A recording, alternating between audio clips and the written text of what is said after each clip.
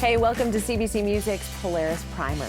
I'm Talia Schlanger. Over the next hour, I will take you on a musical deep dive to explore the 10 exceptional artists and albums on this year's Polaris Music Prize shortlist. Don't know what the Polaris Prize is? Stick with us, you're gonna find out. If you're already a big fan, this one's for you. Either way, you're in for a treat. First up, here's a bit of background on the prize. The Polaris Music Prize was founded in 2006, and it quickly became the most prestigious and unique music prize in Canada. Here's why.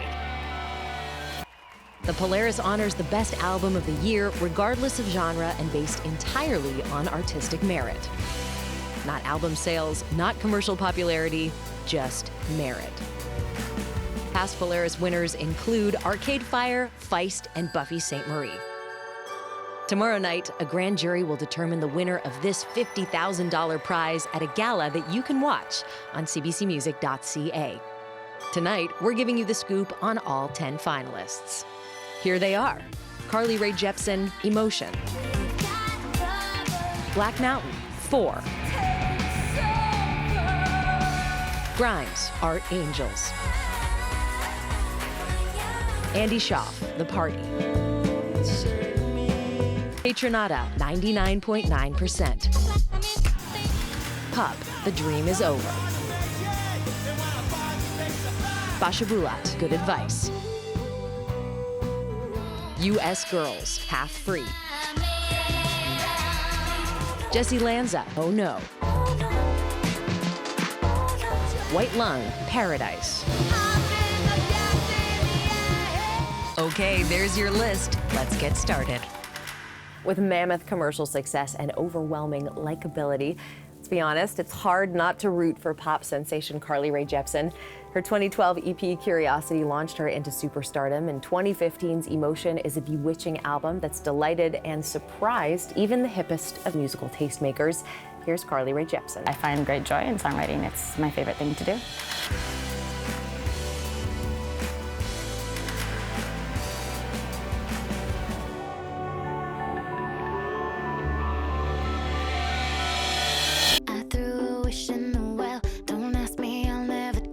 In 2012, Call Me Maybe catapulted Mission, British Columbia's Carly Rae Jepsen into everyone's hearts and homes.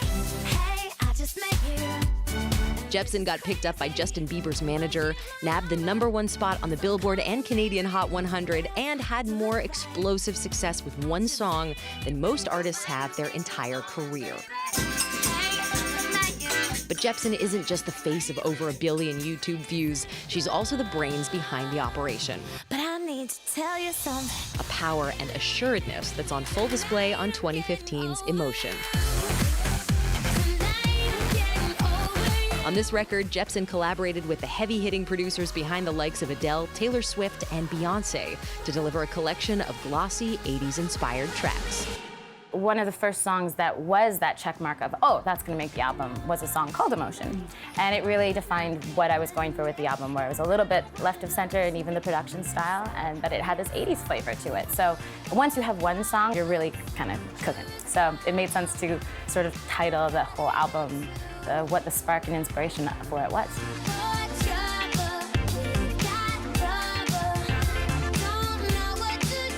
I really wanted to put out an album where I wasn't focusing on the opinions of other people and what they would think about it, but just something that I could alone be really proud of, regardless of the reaction.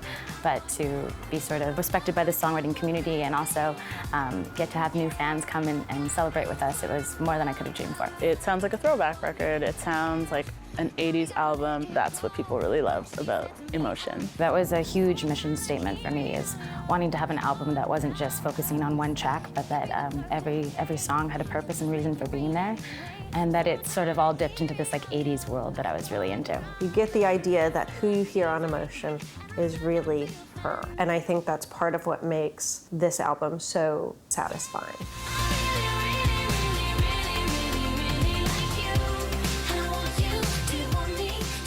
Who did you make the record for? I think it's selfishly a little for me at the beginning, but I also was sort of selecting things that I felt could be universally felt and things that weren't just emotions I was going through, but things that hopefully you were and that she was and he was, and that we all could kind of get some therapy by feeling it together. What she does to really hold it all together is really give us something that is earnest, something that is really relatable, a kind of winsome heartbreak that anybody can identify with.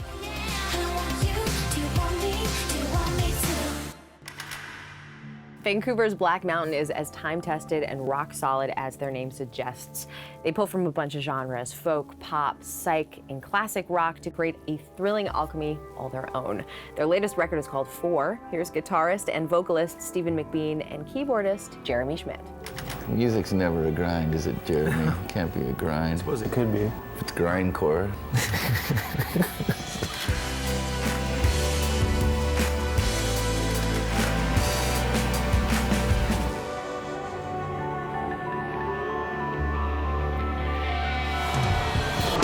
Self-described as the B-section between Black Flag and Black Sabbath, Black Mountain marries synth-pop melodies with down-and-dirty hard rock.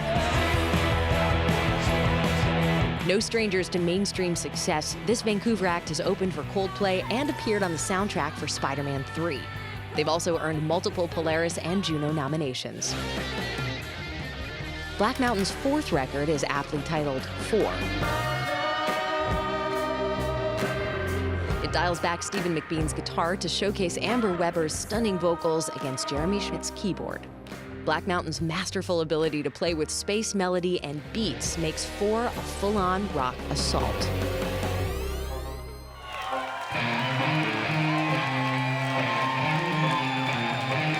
The 4th album is, a significant moment for a hard rock band. Zeppelin 4, Black Sabbath Volume 4. And on this record, they seem to have really consolidated all the different strains that they've explored over the previous 3 records. I think the first record we would just basically ride a vibe, but this one there's a lot more. Maybe a little more arrangements and peaks stuff. and valleys. Peaks and troughs. There wasn't too much trial and error. We were just pretty much instantly pleased.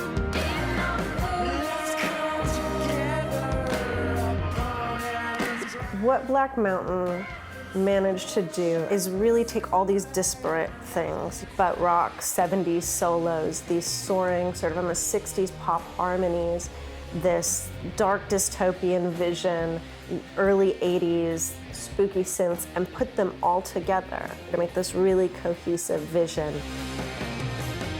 And even though it sounds familiar, it is absolutely just theirs.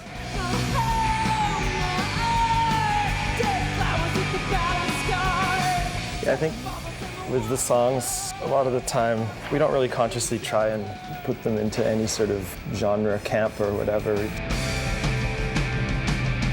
Just mix up the various influences that creep in. And there's so many, it's unquantifiable at this point. I mean, we've been listening to music all our life. Between all of us, there's so much different kinds of music that seeps into the mix. Black Mountain's 4 imagines what would have happened if a 70s hard rock band successfully adapted into the 80s synth era. Black Mountain's one of my favorite bands of all time. They've been around so long, and they are such an incredible, unique band. If I was on the jury, I'd give it to them. That's just me. It's not very good for rivalry. I'm too supportive. Thank you. Cheers.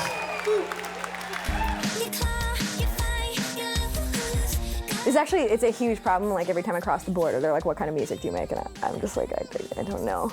Post-genre, post-internet. I say I'm a singer-songwriter now, or a jazz musician. Then they're like, oh, there's no way you're gonna cause any trouble.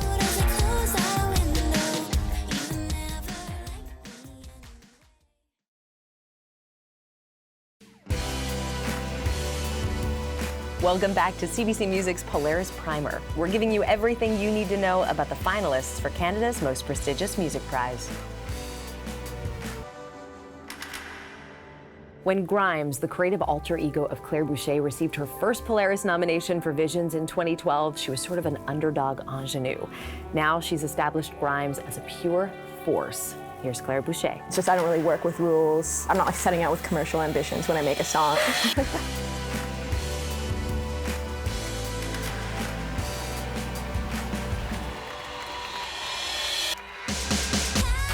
Unabashedly self-taught, Grimes wrote and produced her first 3 albums at home in her bedroom.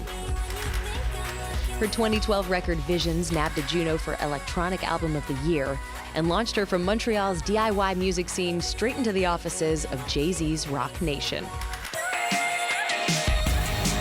After touring with Skrillex, Lana Del Rey, and Florence and the Machine, Grimes is back with her 4th album, Art Angels. This record showcases the depth of Grimes' producing and songwriting, featuring the thrilling and complex view of the world that has made her a fixture in today's pop lexicon. There is almost no one doing what Grimes did with Art Angels right now.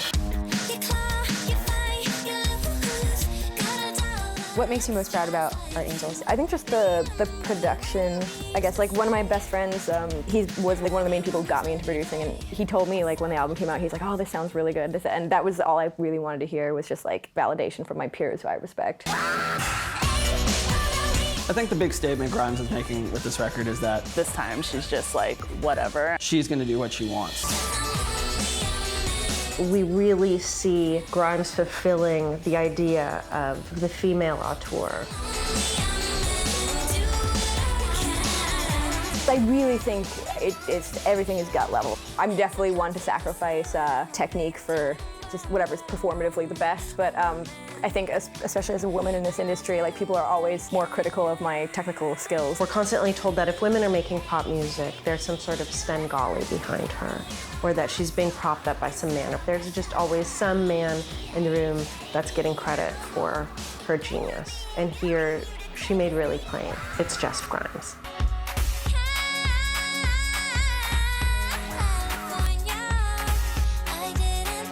I do think I accomplished my goal of getting everybody off my back. Not that I wouldn't work with other people, but I wanted to make an album that no one else worked on. When I listen to Art Angels, I hear confidence, and I think that's part of the reason why I'm so drawn to that record. Everyone's always like, oh, what's the thing, what's this, what's that? And it's just like, it was literally just 4 years later, I don't know, just a different record. There's a real assuredness to it. Yeah, I think it's just a lot more self-assured, and so that it just comes out that way. She's not pandering to kind of mainstream taste. She's, embracing pop in her own way and twisting it into something strange. How would I explain Grimes to my grandpa? I'm still in the process of trying to explain Grimes to my grandpa. He hates beats, so he's always like, why can't you just make a country album? You might think twice about inviting Andy Shauf to a get-together, unless you don't mind ending up in a song, of course. Shauf's album is a collection of vignettes from a party. It's full of insightful observations, and above all, it's a great listen. Here's Andy Shauf. At a party, I'm usually like the obnoxious person at a certain point. It's good to be obnoxious.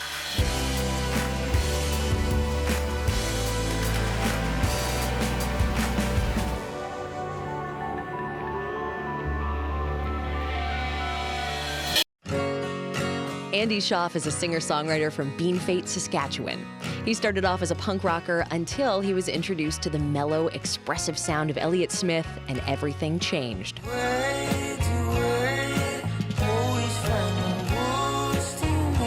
The Party is Shauf's 3rd full-length album, and it's taken him from Western Canada's intimate scene to acclaim on a world stage. A musical storyteller, Shauf writes in a cinematic tone, with lyrics that read like short stories.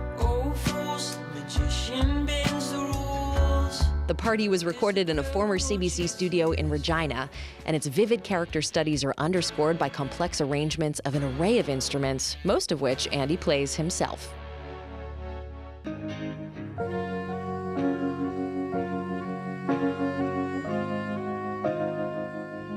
Heidi definitely one of the most underrated, talented young songwriters in Canada right now. You know, it shows in the actual writing of his songs. It's really evocative, rich imagery.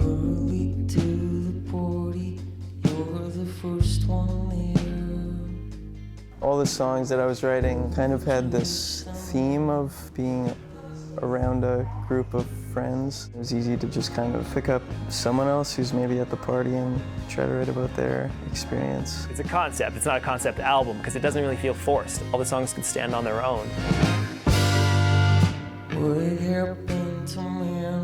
I guess he's heard a few. I like to write about situations that fictional characters are in, but I think most of the time kind of like putting myself into that character's shoes to be able to do it, so it's kind of not so dissimilar to writing about myself.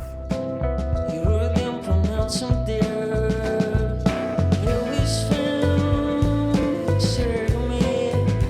I listened to Neil Young and Joni Mitchell a lot of. Sufjan Stevens was a big guy for me. I'm a huge Wilco fan. The first music I heard by Andy was, about a year or so ago. I was really knocked out by the uniqueness of his voice. Just immediately intrigued by this one song that kind of created its own little universe. I met him, he's super intimidating. He's like the nicest guy, but I was just super shy. That's why I love him, actually, because he said that he likes me. I think it says a lot when you have people like Jeff Tweedy or Father John Misty or Katie Lang saying this is one of their favorite songwriters.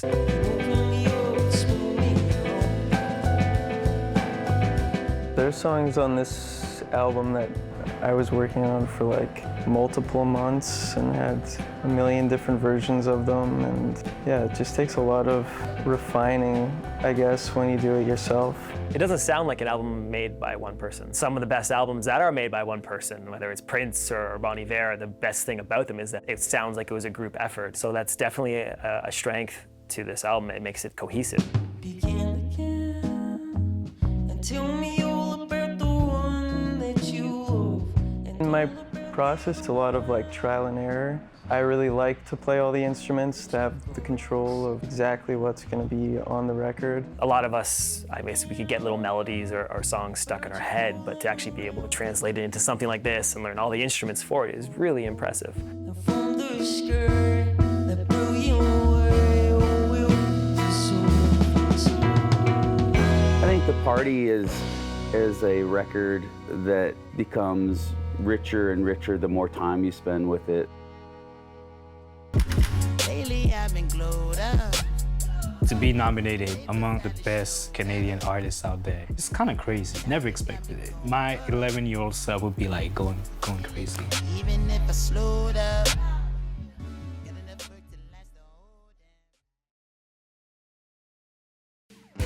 You're watching CBC Music's Polaris Primer, featuring exclusive performances and interviews with this year's Polaris Music Prize nominees. Kaytranada was born in Haiti and raised in Quebec, so it kind of makes sense that his acclaimed debut, 99.9%, showcases a diverse musical palette, mixing hip-hop, funk, and disco. Here's Kaytranada. You don't have to do only trap music, or you don't have to do only hip-hop. There's one thing's missing, and it's this disco sound.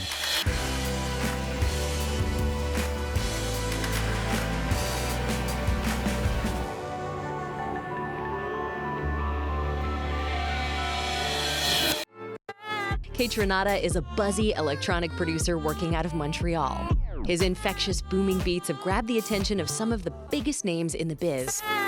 He counts Madonna, Janet Jackson, Diplo, and Drake among his champions. Although it's only been a few months since he dropped his spectacular debut album 99.9%, Kaytranada has already inked a publishing deal with Def Jam's famed producer Rick Rubin. And his music videos have earned millions of views in a matter of months. With his talent and innovation, Kaytranada is carving a path for a long and promising career. The beginning of 2016, I think, is really marked by the presence of two albums that have come to be what we judge everything else against. First is Rihanna's Anti, and the second is Kaytranada's 99.9%. Music is supposed to hit you with no pain. How corny that sounds, but it's so true. I felt that when I was like 3, No Woman Won't Cry was playing. I started crying. That's when I knew music was like kind of like the first love before everything else. Lately I've been glowed up. I think what Kaytranada is doing is weaving together a lot of aesthetics that are prominent like all across the musical landscape today, but he's sort of found a way to create his own universe. Even if I slowed up. I was listening to a lot of different types of music. All the music that I was listening to was like, I was absorbing that, trying to create something original. When I think of Kaytranada, I think of someone who really wears his love of music on his sleeve and expresses that through his remixes and particularly through this album.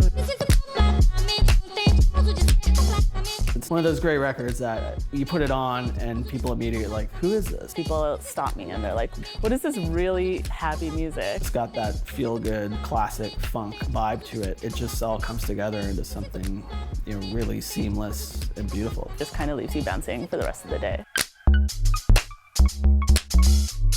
I guess I was the first one that was doing, you know, that up-tempo, like R&B / like neo-soul. It's like so many genres combined. To me, it was an important part of music that was kind of missing. Good R&B vocals, you know, and dancey track, like just bring back like disco. I'm glowed up. Kaytranada's 99.9% is really one of the most modern records of the year, and I think in terms of production, it moves so many things forward. You hear a vision.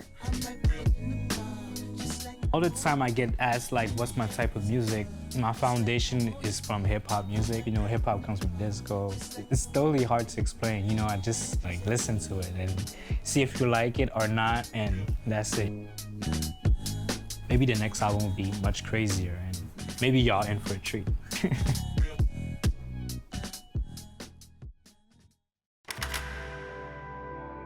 With their gang vocals and amped up wall of guitar sound, Pup doesn't exactly sneak up on listeners, but the hooks and pathos they lay down on their newest album, The Dream Is Over, will follow you around for days. Here's vocalist, guitarist Stefan Babcock and lead guitarist Steve Slitkowski. People who come to our shows, they'll be just like really politely chit-chatting, and then we'll step on stage and they'll just turn into animals. And I like that.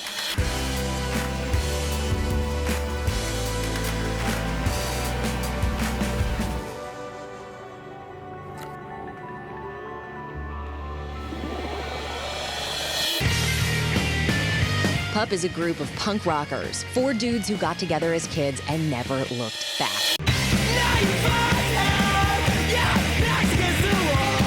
Their self-titled debut album earned them a spot on Rolling Stone's Breakout Rock Acts of 2014. They're also 3-time Juno nominees. After playing a staggering 450 shows over 2 years, lead singer Stefan Babcock suffered a ruptured cyst on his vocal cords and things got real. He was told that the dream was over and they'd have to pack it all in. But Pup persevered. Babcock recovered and they turned his prognosis into punk rock, calling their second album, The Dream Is Over. After touring their first record, Into the Ground, lead singer Stefan Babcock was told by doctors that he would lose his voice. I went to see a specialist on our first day on tour. The doctor stuck a camera down my throat to check out my vocal cords. She was like, I don't know how else to tell you this, but the dream is over. And I was like, what? That's pretty fun. That's a funny thing to say to a patient. It's such a punk rock response to say, like, you said I couldn't do it, here it is. And here's an entire album, and it loans all the songs like this real sense of urgency, I think, almost like he's singing his last note. So what did you do? I got back in the van and we toured for 6 weeks. I think, you know, when we made the first record, we didn't know what kind of band we wanted to be or what kind of band we were. And having made that record and toured it so much, we just had such a stronger sense of what we're good at and what we're not good at.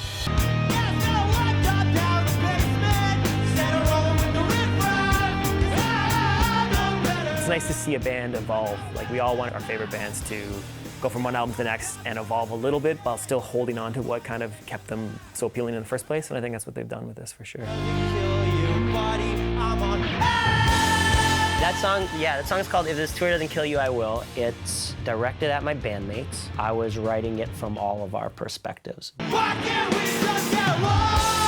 It's really hard on tour because you don't have any personal space. Like, your bandmates are around all the time. They're friends, but they're also sick of being in each other's faces, and you can really kind of feel that closeness, but also the animosity that brings. Finding catharsis through creativity is sort of one of the healthiest ways to see catharsis, and we get to get all of that out and leave it on stage.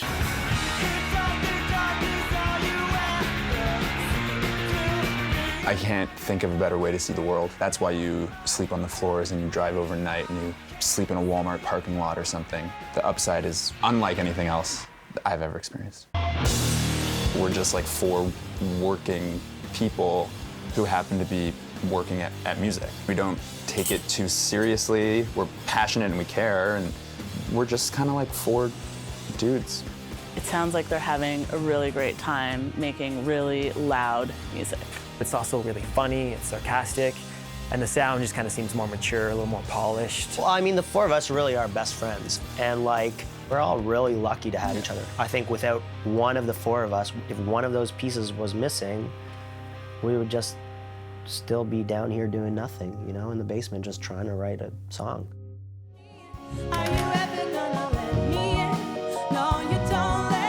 I've played music my whole life, so it's something I would do no matter what, if people hear it or they don't hear it. But it's been really wonderful to see how much people, especially these days, still get so excited about music.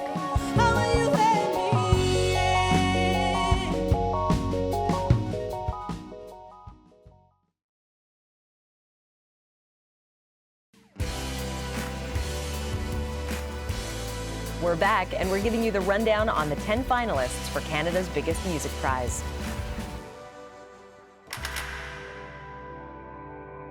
With her latest album, Good Advice, Basia Bulat has earned her 3rd appearance on the Polaris shortlist. That's 3 nominations in just 4 records. Impressive, absolutely. Surprising, not so much.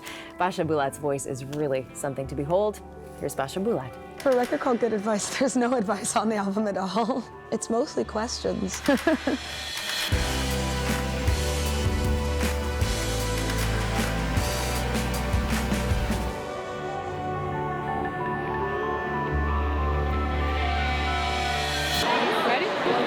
Basia Bulat is a self-taught multi-instrumentalist and indie powerhouse. You ever let me go?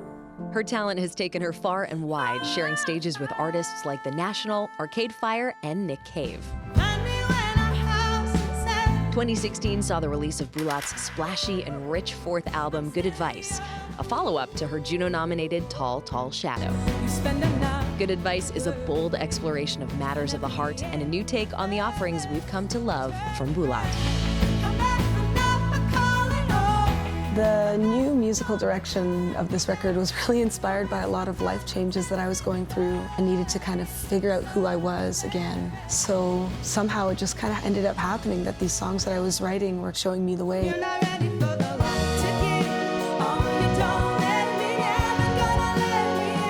It didn't necessarily start out that we were going to make this big, bright, colorful pop record, but the songs kind of called for it and they kind of demanded it. Good Advice is basically her Dusty in Memphis moment. Should have been easy. How can I close my eyes? I was really excited when I heard the first taste of this album because I was like this big, lush, soulful pop sound. There was organ, there was a big band. Like I think that's what we haven't heard from her yet, and it was this big sound that she really needed to complement her big voice. I think I've always loved pop music. I think I've always kind of tried to write pop songs, but also was in love with the idea of the songwriting kind of troubadour tradition. And I think I kind of fit into both of those worlds still, or try to. I was really interested in pushing myself to do something that I hadn't done before and to see how much I could take myself out of my own comfort zone, but then still see how much I felt like myself.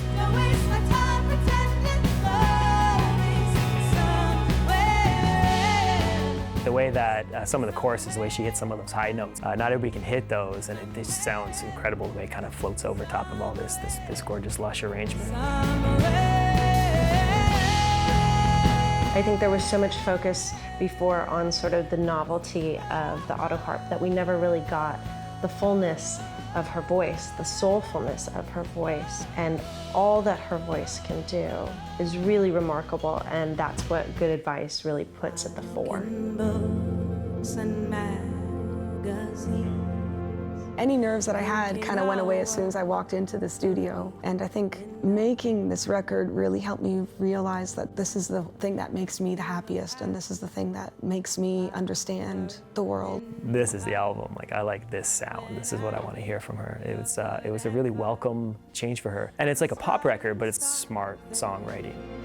And good advice, I'm running from it. It is a really, truly cohesive album, and it's probably the best breakup album of the year. There's a lot of heartbreak on the record, but it's definitely a lot of kind of bigger life questions and things that I still don't have the answer to, but I think the record's kind of helped me come to terms with the fact that I may never have those answers.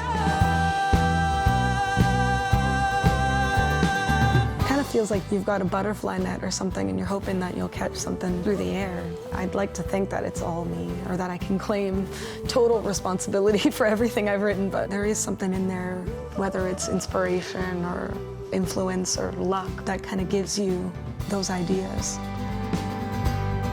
Just learning to listen to that has kind of been really exciting.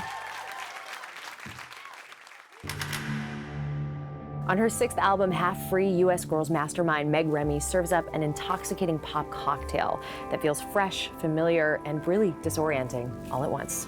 Here's Meg Remy. I hesitate to call myself a solo artist. I kind of like to say instead I'm the head curator of U.S. Girls.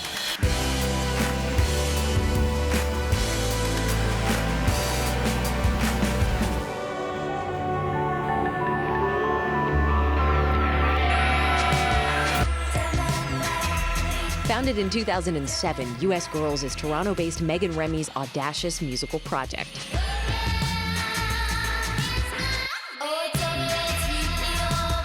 Her latest record, Half Free, mixes funk, reggae, electropop, and heavy beats with her lush and luminous voice.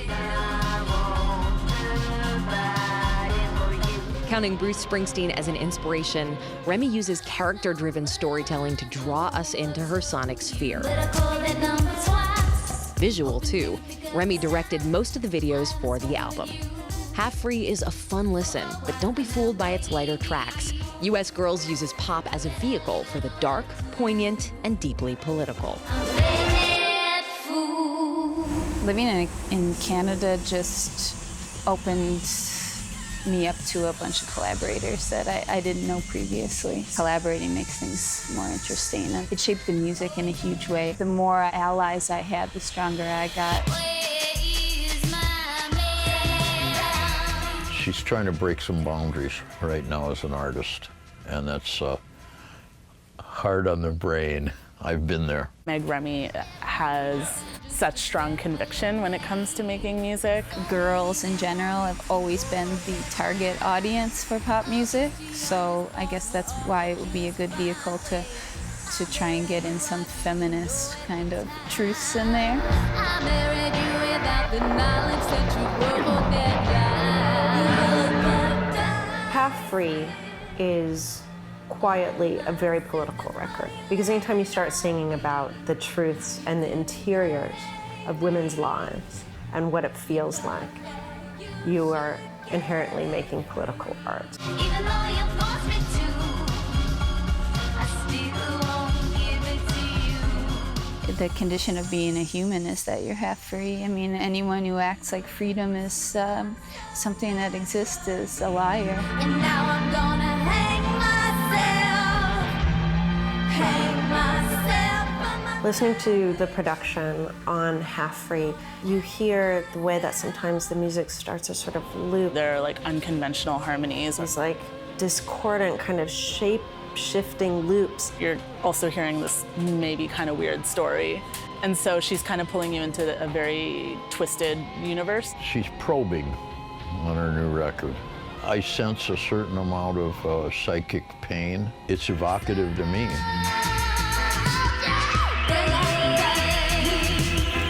There's all different kinds of singers. You know, you got your Whitney Houstons and of that caliber, but then you also have people that just have something to say, and that makes them a singer. I think I just had to admit to myself that my relationship with my voice was fraught. I think everyone feels that way. But if you can get over it and you believe in what you're saying enough, it's worth it for the torture.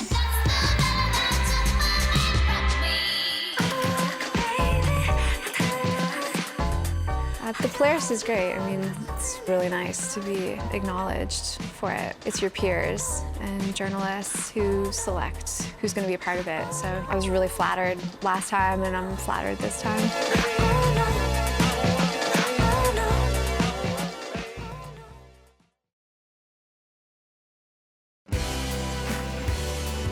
You're watching CBC Music's Polaris Primer. Let's get back to the nominees.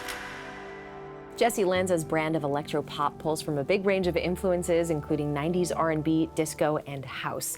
And with 2 appearances on the Polaris shortlist in as many albums, she's clearly onto something. Here's Jessy Lanza. When creativity strikes, I'm really happy, and when it doesn't, I'm in a really bad mood. I don't know how the albums come together.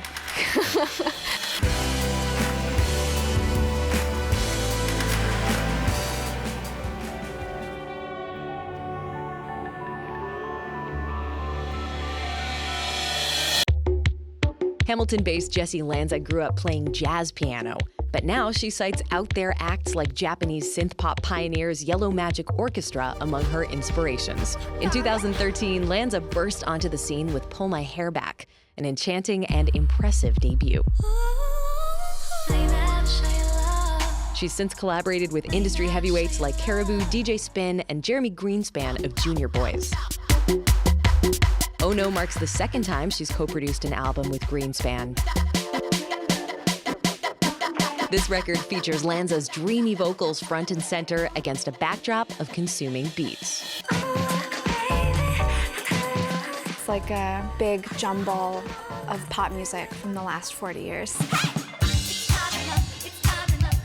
The thing you really notice about Oh No is how much energy Jessy Lanza manages to transmit, and that even though it's not exactly a party album, it really has that electronic pop energy. I started working using sample-based music probably about 5 or 6 years ago out of necessity, wanting to be creative but not having any money to go into a traditional studio and pay somebody to record me. So I started doing things myself. Doing jazz music, I learned how to lift other people's chord progressions and lift rhythms and incorporate that. So that's been a big asset for me in working on my own music. The thing that I love about Jessy Lanza is that she is repping for Hamilton. I think Hamilton definitely influences me. My family's from Hamilton, and they were in music and put me in music, and that, shaped my life in a big way. We can say that she is to Hamilton what Drake is to Toronto. I think our first record, Pull My Hair Back, was more locked into a modern R&B realm, whereas this record sees her experimenting with beats more. It amps up tension. While I was making Oh No, I was really inspired by a lot of bands that I'd been on tour with, like Caribou. They really got people pretty pumped up. I think that kind of inspired me to write songs that were poppier.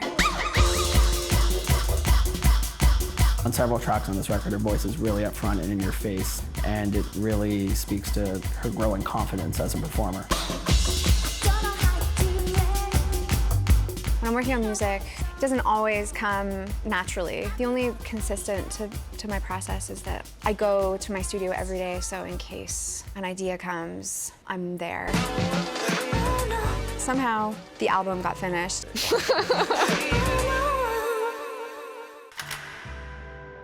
It was a decade ago, back in 2006, when Vancouver's White Lung formed and unleashed their sonic assault. With their latest album, Paradise, they've dialed back the aggression, punched up the pop. Here's singer Mish Barber-Way and guitarist Kenneth Williams. We've been playing in a band together for 6 or 7 years. I think like if you're not consistently making better work every time you go in and record something, you should probably just quit.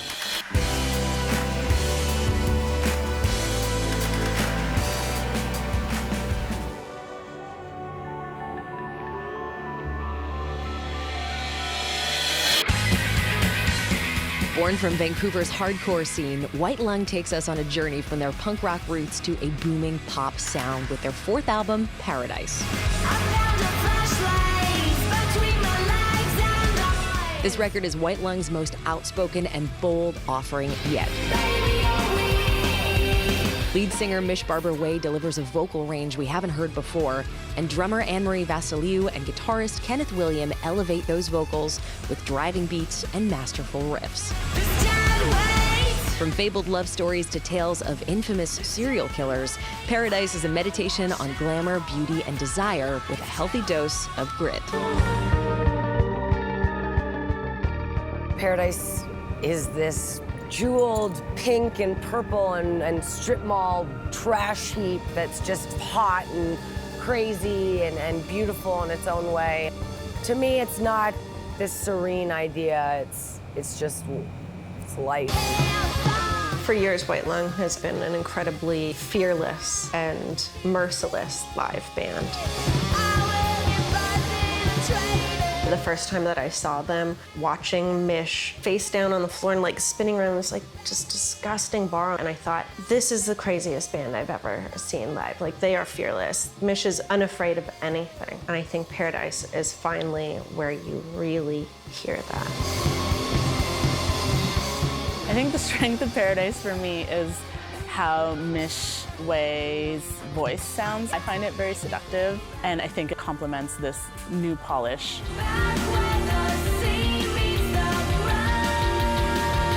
I was able to broaden and soften my voice as well as keep all the nasty parts about it that people like. I know that punk is really supposed to just be about raw, visceral, yelling, screaming. Mish really does care about her vocal melodies.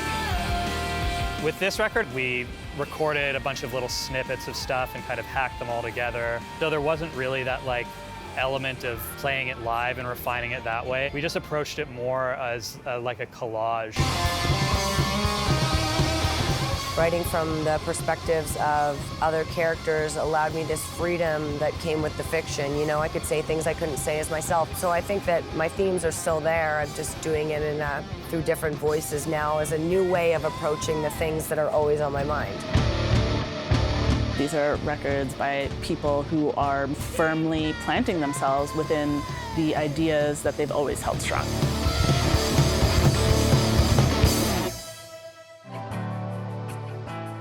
That's it for CBC Music's Polaris Primer. Now you're in the know. 10 artists, 10 records. Who's gonna win? You gotta tune into the gala tomorrow night, cbcmusic.ca. Good luck to all the nominees. But tomorrow night, somebody's gonna take home the 2016 Polaris Music Prize. I think there's something really special in Canada. I think as a whole, the country just really fosters the arts community. And I think the Polaris Prize is just a really awesome summation of that. Who are you most excited to share the shortlist with? I'm excited to share with like all of them, to be honest. I really like that Kaytranada record. I'm pulling for Carly Rae. She's the one who pops out at me the most, you know? I like that song, Run Away With Me. Grimes, huge fan. US Girls, her album's really good. Be cool if she won. I really love Basia Bulat. She didn't say me. She's a really honest artist who's working in a completely different world than me. One of the people, as a friend and also as an artist who I found so inspiring and so supportive of me is Meg Remy from US Girls. It kind of all comes down to Kenny. Kenny should just win every Grammy that exists. Steve, we're gonna crush you. Yeah, you're done, McBean.